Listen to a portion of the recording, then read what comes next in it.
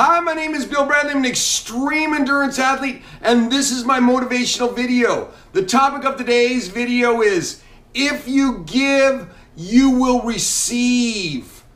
This is, this is like a universal law. I think everybody knows that if you give, you're going to receive back. It's the way the universe rewards you. But I want to talk about this as far as ultra events go. You know, what I specialize in is these ultra events. And just a couple of my friends I want to talk about who are a couple of the biggest givers of time, their time and energy that I know, period, probably that anybody knows.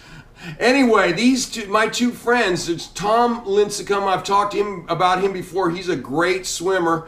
And my other buddy, Tom Wilhelm, who's a great runner, and he swims. Both of them run and swim. But anyway, I don't want to talk about that though. What I want to talk about is how these guys, how both of them give their time and energy. So Tom Lincecum, we call him the reptile. So how he gives a lot of time. I mean, he is our swim commissioner of the South End Club, which is tons and tons of time. But then on top of that, he has a boat that he brings up to Lake Tahoe. And if you want to swim that lake, our club, and it's a 22-mile swim, if you go the length or you go like 10 miles or whatever it is, like across, and he'll bring that boat up there and he's with you all the way across that lake. And he does it over and over and over again during the summer. Anybody wants to swim it, he's up there doing it with him. And this is a really, really difficult swim. I mean, it's high altitude, it's fresh water. It kicked my ass last year. I didn't finish it. But he's out there and he gives all this time and energy basically at, you pay whatever I think the cost is of the boat and fuel and all this. And that's it. He's not trying to make any money at it. He just does it out of goodwill. And so I was asking Tom, because he just had somebody just swim across, this lady from out of the area swam across, and I was talking to him about it, and you could see, how she did and stuff, and we started talking about it and what he gets out of it. And he said, Bill, when I watch a swimmer ready to finish, you're talking, the fast guys can do Tahoe in 10 hours plus, and all the way up to 18 hours. You could take 18 hours, probably longer, but most people are longer than 18, don't seem to make it. But anyway, so it's up to 10 to 18 hours. He'll be out there and they go all the way through the night, and he's on that boat with them.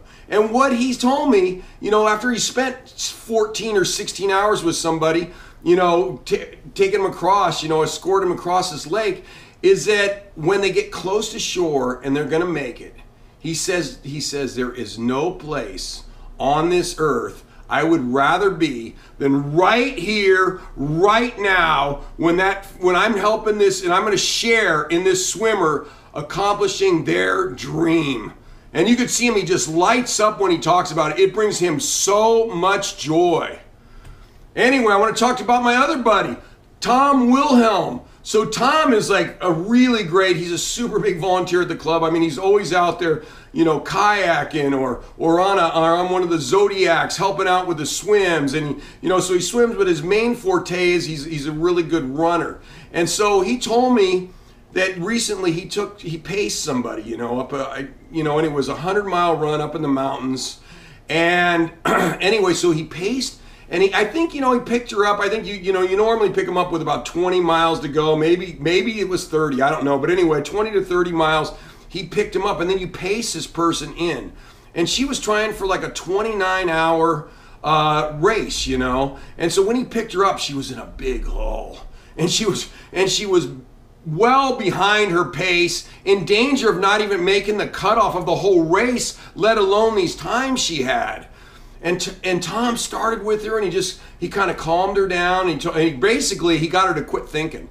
Quit thinking about her goal, quit thinking about her time she's shooting for, and just concentrate on trying to run. Just go walk the hills and start running the downhills, and just start running a little more, running a little more, running a little more. And he wouldn't tell her anything about her time at all, like nothing. I mean, she was pretty convinced she wasn't going to make, like I said, her time for sure that she was shooting for, let alone the race. And Tom just kept coaching her and coaxing her in and coaxing her in and coaxing her as he paced her. And then he started telling me, he says, when it got to the end, Bill, when we were right near the finish and I knew she was going to know, I said her goal was to break 29 hours. And when he's telling me, he's got so much joy, he's tearing up.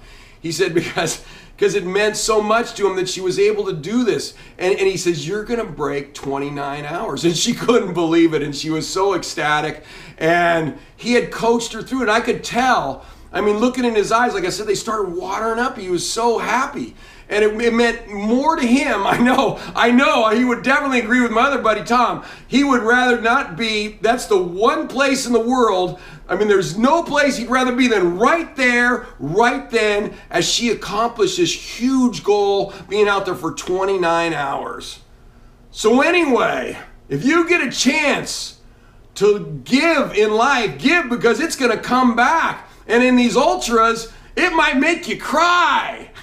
God knows I've done my crying, usually from pain. But anyway, so get out there and give and you will receive. It's the law of the universe.